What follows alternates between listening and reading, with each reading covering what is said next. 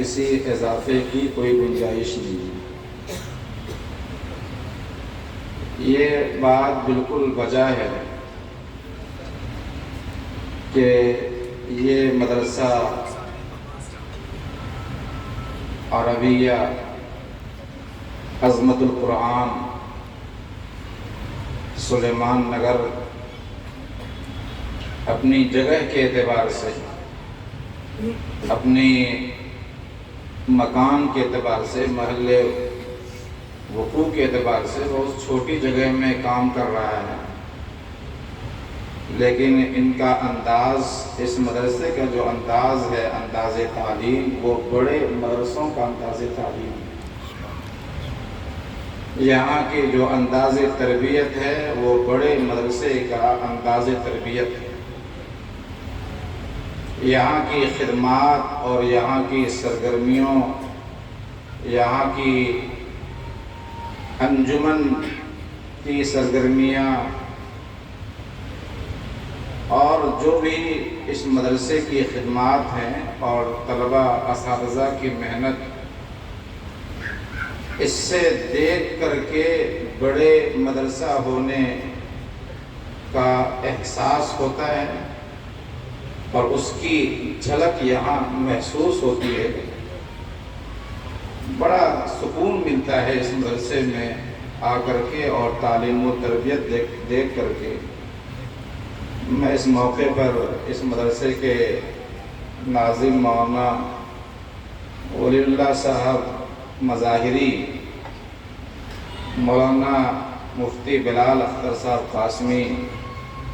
حافظ عبدالرحمن صاحب اور جتنے بھی ان کے رفقا کام کر رہے ہیں، جو یہاں اساتذہ اکرام خدمت انجام دے رہے ہیں،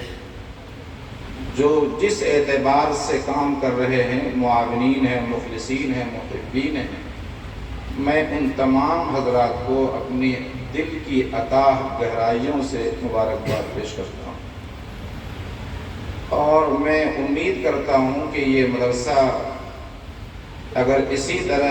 اس کی سرگرمیاں باقی رہیں تو بہت جلد انشاءاللہ یہ ادارہ ایک اسلامک یونیورسٹی میں تبدیل ہوگا۔ جہاں تک بات ہے کہ آج کی حالات کے اعتبار سے اور پروگرام کے اعتبار سے کچھ باتیں بتانا، نہ تو یہ موقع تفصیل کا ہے اور نہ جوشیلی تقریر کا موقع ہے۔ ایک دو باتیں بتا کر میں بات ختم کرتا ہوں، جو کہ اور بھی احباب ہیں۔ صحیح بات یہ ہے کہ اسلام کو ہر زمانے میں تیز تند طوفان، مخالفتوں کے طوفان سے ہر دور میں گزرنا پڑا ہے۔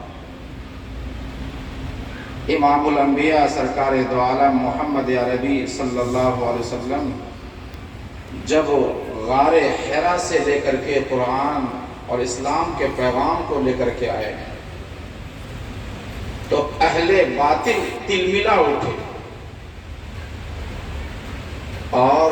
سب نے مل کر کے اس مذہب کی اور دنیا کی جو سب سے بڑی سچائی ہے، وحدانیت اور توحید، اور جو سب سے بڑی حقیقت ہے، اس کی شدید ان لوگوں نے مخالفت کی۔ چوطرفہ لوگوں نے اس مذہب پر، مذہب اسلام پر حملہ کیا۔ آپ جانتے ہیں کہ حضور علیہ السلام کے راستے میں کانٹے بچھائے گئے، آپ کو تکلیفیں دی گئی، آپ کے ماننے والوں کو وہ اذیتیں دی گئی کہ آج اس کا صرف تصور کیا جائے تو بدن کانپ اٹھتا ہے۔ معاشی بائیکاٹ کیا گیا، آپ کے ماننے والوں کو بہت سی اذیتیں دی گئی اور آپ کو ہر اعتبار سے ستایا گیا،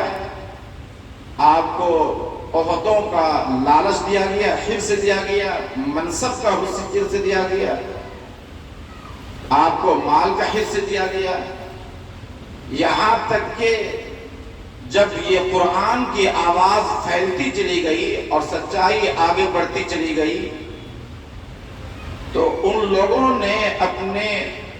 منصوبہ بند کوشش کے تحت آپ کو وہاں سے نکلنے پر مجبور کیا،